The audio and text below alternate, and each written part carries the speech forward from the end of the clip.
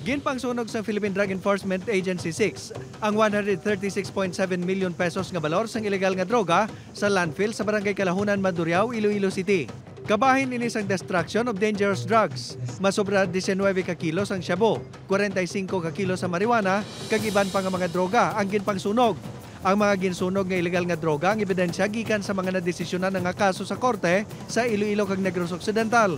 Antes ginsunog, ginpakita man sa mga stakeholder ang testing sa mga recovery. Arestado ang duha ka lalaki sa ginkasang nga drug buy bust operation sa Barangay Bangkal, Carles, Iloilo. Ginkilala ang mga nagkalatakpan kaday alias Pandoy, 46 anyos, residente sa Balasan, Iloilo, isa ka high value individual, kag si alias Jing, 40 anyos, residente sa Amuman nga barangay. Nakuha sa duha ang masobra 80 gramos sa suspected shabu nga nagabalor sang 564,000 pesos. 3 ka bulan nga ginpaidalon sa surveillance ang duha antes ginkasa ang operasyon. Arestado ang duha ka high value individual sa ginkasa nga drug buy bust operation sang Estancia Police sa Barangay Gogo, Estancia, Iloilo.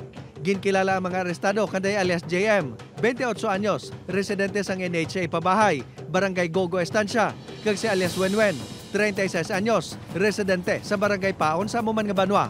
Nakuha sa duha ang nagabugat 236 gramos ng ilegal nga droga nga nagabalor sang masobra 1.6 million pesos. Ginatudlo nga masaming nga parokyano sang duha ang nagahalin sa estansya kag mga kaingod nga mga banwa sa Northern Iloilo.